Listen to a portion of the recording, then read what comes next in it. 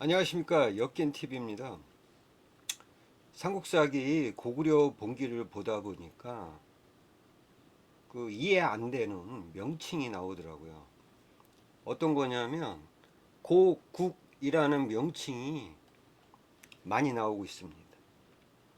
일반적으로 볼 때는 이 고국이라는 의미는 이제 뭐 타 지역이나 아니면 타 어떤 나라에 가서 어떤 고국이나 자기가 살던 지역을 그리워할 때 그때 나타나는 단어잖아요. 고국이라는 의미는. 그죠? 근데 이게 삼국사기 고구려 분기에 다수 나온다는 거예요. 그 제가 알아보니까 그 속에는 이 고국이라는 의미 속에는 놀라운 비밀이 있다는 거예요. 오늘 여기 대해서 좀 알아볼까 합니다. 처음 등장한 게 이 고국이라는 명칭이 처음 등장한 게 고구려 신대왕 때요. 서기 179년 9월에 이제 국상인 명림답부라는 사람, 이 명림답부가 뒤에서 말씀드리겠지만 연나부 사람입니다. 연나부의 가신이에요. 이 명림답부가 이제 죽어버립니다. 나이가 113세래. 좀 믿기지는 않네. 113세. 어쨌든 이 9월에 명림답부가 죽고 나자 신대왕이 애통해 하면서 7일간 조회를 하지 않았답니다. 왜 그랬을까요? 신대왕이 이 명림답부가 차대왕을 죽였기 때문에 신대왕이 왕이 될 수 있었단 말이야. 얼마나 고맙겠냐고. 그 사람이 바로 명림답부가 죽은 거예요. 그 신대왕이 7일간 조회를 하지 않았다는 거 얼마나 애통하겠냐고. 자기를 왕으로 만든 사람인데. 근데 이 명림답부를 어디다 묻었냐? 질산이라는 곳에 장례를 지냈다는 겁니다. 질산. 이거 명심하시고요. 질산. 그리고 3개월 후에 신대왕도 죽습니다. 얼마나 애통해서. 근데 신대왕이 이 당시 나이가 엄청 났다고. 90세는 됐을걸? 노안으로 죽었겠지. 뭐 애통해서 죽었겠냐고. 어쨌든 신대왕이 12월에 죽었는데 어디다 장례지를 선택을 했냐면 고국곡이라는, 여기가 어딘지 몰라. 고국곡이라는 곳에서 장례를 치렀다는 거야. 이때 고국이란 명칭이 처음 등장한 겁니다. 신대왕 때. 그러니까 여러분들이 알고 있는 일반적인 고국의 의미가 아니잖아. 그죠? 뒤에서 말씀드릴게요. 그리고 이 신대왕의 아들인 고국천왕이 서기 197년에 이제 죽습니다. 근데 어디다 장례를 했냐? 고국천원 장사를 지냈다는 거야. 고국천원. 고국이란 곳에 뭐 내과가 있었나 봐. 거기에다가 장사를 지낸 겁니다. 그러니까 아버지인 신대왕도 고국곡, 그 아들인 고국천왕도 고국천원. 고국이 다 들어갔단 말이야. 그죠? 의미가 뭘까? 이 고국의 의미. 어디 지역을 말하는 걸까? 그리고 이 이후에 이제 고국천왕 이후에도 고국이란 명칭이 나옵니다. 서기 296년에 이제 모영 선비족이 이제 고구려를 이제 침탈을 할 때, 그때 이 모영의 무리가 고국원에 이르렀는데 이 고국원에 누구의 무덤이 있었냐? 서천왕의 무덤이 있었다는 겁니다. 그러니까 서천왕도 고국원에 묻힌 거야. 그 다음에 이것뿐이냐? 서기 371년에 고국원왕이 이제 화살에 맞아 죽잖아요. 백제군이 쏜 화살에. 어디다 장사를 지냈냐? 고국 원앙. 고국의 언덕의 장사. 고국의 언덕.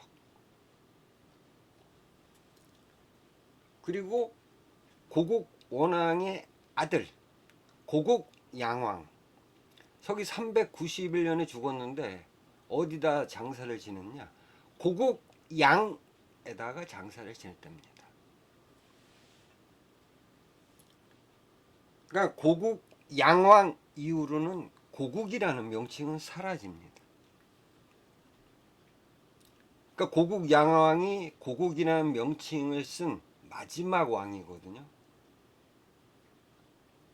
그러면 앞에서도 제가 말씀드렸다시피 이 고국이란 의미는 여러분들이 알고 있는 그런 의미가 아니라는 거야. 그죠? 뭘까? 그러면 이렇게 장례지를 고국이라는 곳에다 다 뒀는데 신대왕, 고국천왕, 서천왕, 고국원왕, 고국양왕 이 다섯 명이 고국이라는 그 명칭을 사용하는 장례지를 선택을 했다는 거죠. 그죠? 자, 그렇다면 이 고국이란 장례지가 과연 어디일까? 이거를 알아보셔야죠. 자, 일단 어디서부터 시작을 해야 되냐면 유리명왕 때부터 시작을 해야 됩니다. 왜냐하면 고구려가 처음으로 졸본에서 지도를 잠깐 보세요. 졸본이 여러분들이 알고 있는 그곳이 아닙니다. 여기 백두산 서쪽 여기 지반 여기 아니에요. 이거 제가 여러 번 방송을 했으니까 졸본이 여기 있고 뭐 국내성이 여기 있고 환도성이 여기 있고 지반에 있다. 이런 개 같은 그 주장을 하는 강단사학자들, 그 다음에 일본 놈들, 중국 놈들 다 접어두시고 졸본은 이쯤에 있습니다. 제 동영상을 보시면 왜 그런지 알 수 있을 거예요. 어쨌든 이 졸본에 있던 유리명왕이 서기 3년에 국내 지역으로 도읍을 옮깁니다. 한 이 정도 있다고 봅니다. 그러니까 대양하 상류 쪽 이쪽이 국내 지역이라고 봅니다. 저는 여기로 이제 천도를 합니다. 그리고 위나 암성을 국내 지역에 싼 거죠. 성이 필요하니까. 그리고 앞에서 말씀드렸다시피 그러니까 명림답부가 장례지를 선택한 질산이라는 곳 나옵니다. 유리명왕이 이제 천도를 한 다음에 국내 지역으로 천도를 한 다음에 12월에 뭐 질산 북쪽에서 사냥을 했다는 기록이 있습니다. 질산. 그러면 명림답부의 장례지가 어디입니까? 국내 지역이죠. 국내 여기입니다. 여기다가 이제 명림답부가 이제 장례지를 선택을 한 거죠. 그죠? 그러니까 서기 179년에 명림답부가 질산에 장사를 지냈다. 이 기록이 있잖아요. 국내 지역에. 그죠? 그렇다면 이 명림답부의 죽음에 애통했던 신대왕 어디다 장사를 지냈을까요? 명림답부 근처에다가 장사를 지냈겠지. 그곳이 바로 고국이라는 거예요. 자, 그러면 고국이란 지역은 과연 어딜까? 국내 지역이 있다는 거예요. 여기. 이해가 가시죠? 응? 유리명왕 때 국내 지역으로 천도를 한 이후에 다시 천도한 적이 없잖아. 그러면 명림답부의 그 질산에다 장사를 지냈다. 그럼 명림답부를 애통했던 신대왕 고국이라는 곳도 이 국내 지역 어딘가에 있다는 거야. 이해하시죠? 자, 근데 이렇게 국내 지역에 있다가 다시 천도한 사람이 생깁니다. 동천왕식이에요. 이때 이제 위나라의 침략을 받고 동천왕이 이제 그 환도성이, 그러니까 이 국내 서쪽 정도에 있다고 봅니다. 환도성도 어차피 환도성도 국내 지역 안에 있는 거야. 환도성이 이제 그 위나라한테 깨졌잖아요. 그래가지고 수도로 삼을 수 없다. 이래가지고 평양성을 쌓고 백성과 종묘와 사직을 옮겼다. 천도랍니다. 동천왕. 평양성 어디라 그랬죠, 제가? 여기 신의주 북쪽 봉황성 근처입니다. 여기에요. 여기로 옮긴 겁니다. 국내에서. 근데 뒤에서 말씀드리겠지만 이 동천왕 때 평양성으로 옮긴 다음에 계속해서 평양성에서만 고려 왕들이 있었냐? 그렇지 않다는 겁니다. 그거를 염두에 두시고, 어쨌든 이 동천왕이 이제 평양으로 옮긴 후에도 고국이란 지역, 그러니까 국내 지역에다가 장례를 지낸 왕들이 등장한 거야. 앞에서 제가 설명을 드렸잖아. 서천왕이 있었고요. 그죠? 고국원왕이 있었고 고국양왕이 있었다는 거예요. 자, 평양 지역으로 수도를 옮겼는데 왜 서천왕, 고국원왕, 고국양왕은 국내에다가 장례제를 선택을 했을까요? 제가 앞서 말씀드렸잖아. 평양에만 있었던 것이 아닙니다. 그러니까 상황에 따라서 왕들이 국내 지역으로 왔다가 다시 또 평양으로 갔다가 그랬단 말이에요. 아시겠죠? 서기 334년에 고국 원왕이 이제 이 모용 선비족의 침공을 대비하기 위해서 평양성을 중축을 합니다. 그러니까 왔다 갔다 했다는 거야. 그리고 서기 342년에는 환도성을 수리하고 국내성을 쌓습니다. 이 국내성이 이제 위남성을 말하는 건지 또 다른 성인지는 확실치 않습니다. 어쨌든 국내에다가 성을 또 쌓은 거야. 모형 선비족의 침공을 대비하기 위해서. 그리고 8월에, 그러니까 서기 342년에 8월에 환도성으로 거처를 옮깁니다. 여기서 이제 싸우겠다는 거지. 그러니까 이거로 봤을 때는 동천왕이 평양 지역으로 천도는 했지만 계속 평양에 머무르지는 않았다. 고구려 왕들이. 상황별로. 그러니까 서천왕 때는요, 국내 지역이 있었단 말이죠. 왜냐하면 그 당시 이제 그 뭐 형제들의 반란도 있고 여러 가지 뭐 사항들이 있어서 아마도 국내에 있었지 않았을까 그런 생각이 듭니다. 그렇기 때문에 서천왕이 이제 국내 지역에다 장례제를 선택을 한 겁니다. 그죠? 그리고 고국왕 때도 이제 앞서 말씀드렸다시피 모용 선비족과의 어떤 전쟁을 대비해서 이런 일들을 하게끔 평양에서 이제 국내로 옮긴 겁니다. 그러니까 임시 수도죠. 그러니까 왔다 갔다 했다는 겁니다.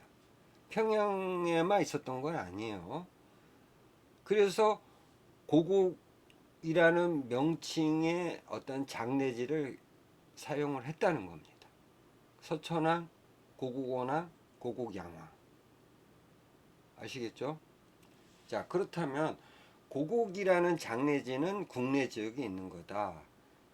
그러면 이 국내 지역에서 어디일까? 국내 지역 안에서도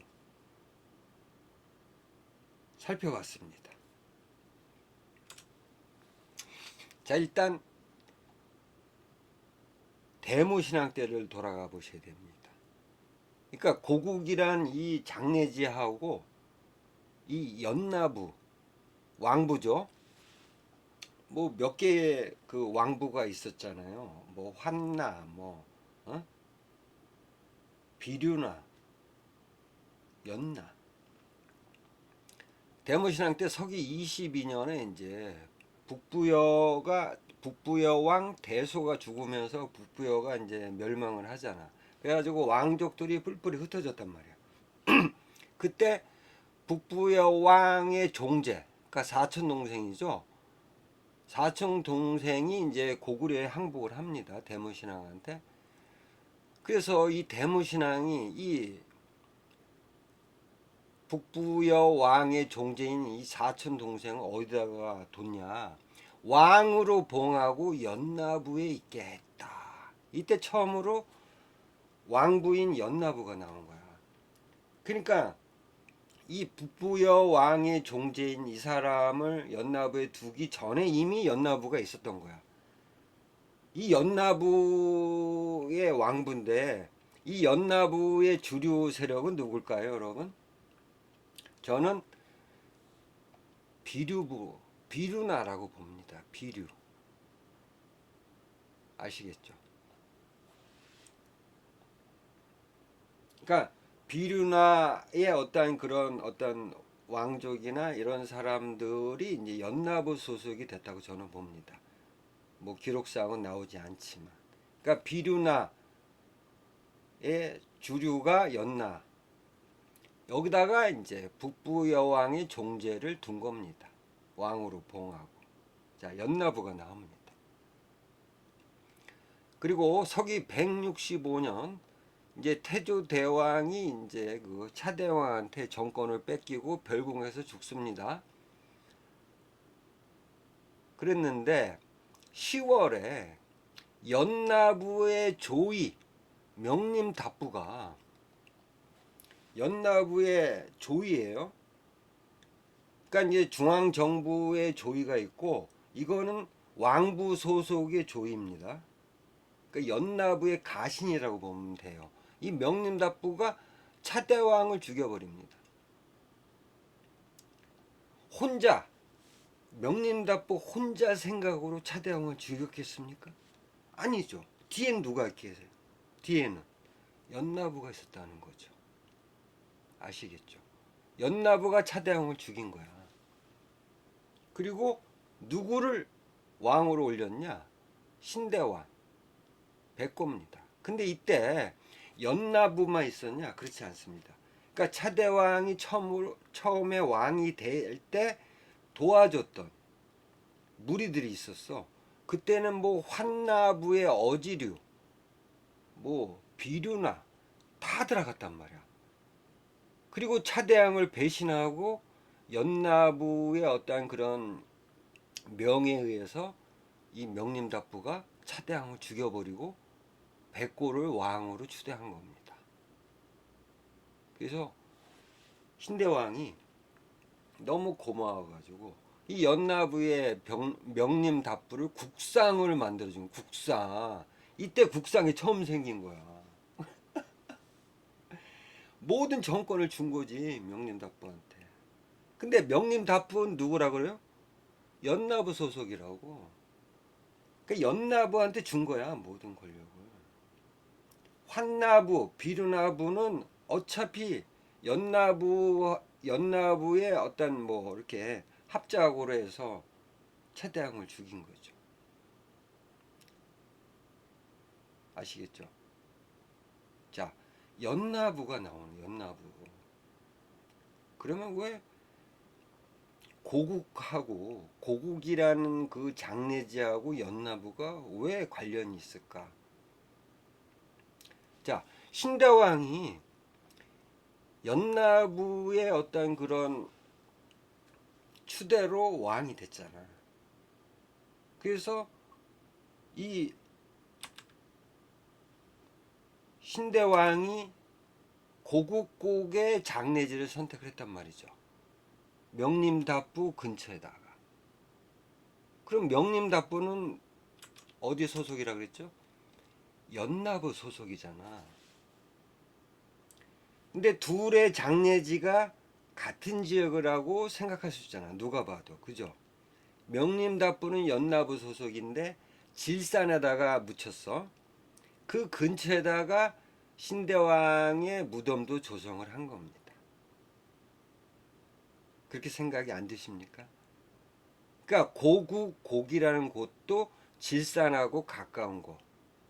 그리고 질산과 고국곡이 있는 지역은 어느 부 소속이죠? 연나부 소속이라는 거예요. 연나부 지역이었다는 겁니다. 아시겠죠? 명림답부가 연나부의 가신이었는데 다른 부 왕부에다가 무덤을 조성하겠냐고. 그리고 명림답부에서 왕이 된 신대왕도 같이 따라서 명림답부 옆에 묻혔을 가능성이 크단 말이죠. 그렇다면 신대왕의 장례지는 연나부 지역 이렇게 나오잖아요. 아시겠죠? 자, 그렇다면 그 신대왕의 아들인 고국천왕을 왜 고국에다가 묻혔을까? 연나부 지역에다가. 고국천왕은 왜? 왜 연나부 지역에다 장례지를 선택을 했을까? 이유가 있습니다. 자, 자기 아버지 신대왕이 연나부의 추대로 왕이 됐잖아요. 그래서 이 아들인 고국천왕도 연나부 왕비를 드린 겁니다. 우시왕후 아시죠? 드라마에도 나오잖아. 이 우시왕후가 연나부 소속이에요. 연나부가 모든 권력을 쥐었다는 거야. 그러니까 고국천왕도 어쩔 수 없이 연나부 소속의 왕후를 드린 거야. 자, 그리고 고국천왕이 죽었을 때 당연히 어디에 묻히겠냐고. 자기 아버지 따라가야지. 고국천원에 장사 지냈다. 고국. 아시겠죠? 연나부 지역에 묻힐 수밖에 없는 거지. 자, 근데 동천왕 때 평양으로 천도를 했는데 고국원왕 그 아들인 고국양왕은 왜 이 연나부에 묻혔을까? 그죠? 이유가 있습니다. 자, 서기 371년에 고국원왕이 죽었는데 고국의 언덕 연나부 지역에다가 장사를 지냈다는 거야. 왜 그랬을까요? 고국원왕이? 어? 그 먼 평양에서 백제의 화살을 맞고도 23일 동안 살았단 말이야. 그러니까 부상당했단 말이야. 고국원왕이. 그래가지고 끌고 온 거지. 여기 국내 지역으로. 여기서 죽었는데 연나부 지역에다 장례를 했다는 거지. 고국원왕이. 왜 그랬을까? 고국원왕의 아버지가 누굽니까? 미천왕이잖아요. 미천왕.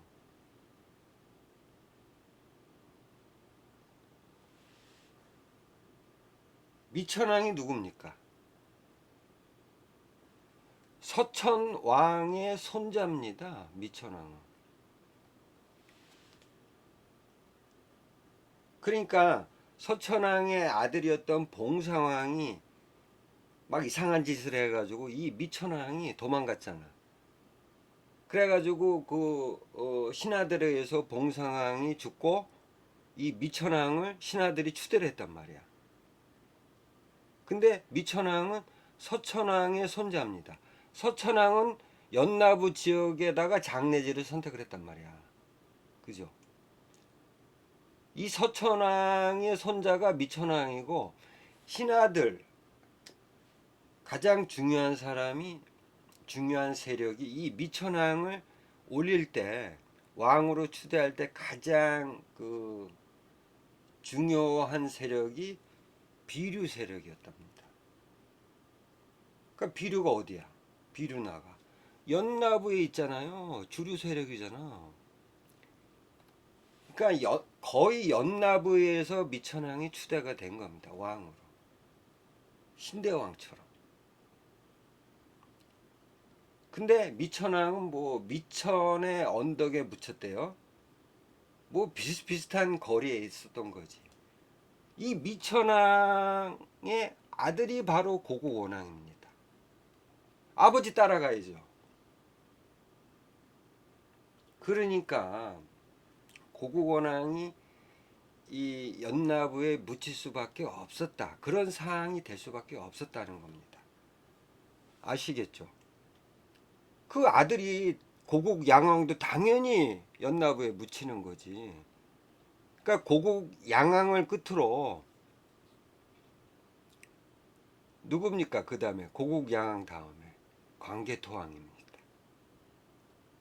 이때부터는 연나부가 아니라 제가 볼 때는 이제 그 연나부의 어떤 그런 권력에서 벗어나서 뭔가 좀 광개토왕 때부터는 권력을 좀 분산시켰지 않았을까, 광개토왕이. 그런 생각이 듭니다. 그래서 굳이 광개토왕 때부터는 연나부에 묻힐 이유가 없는 거지.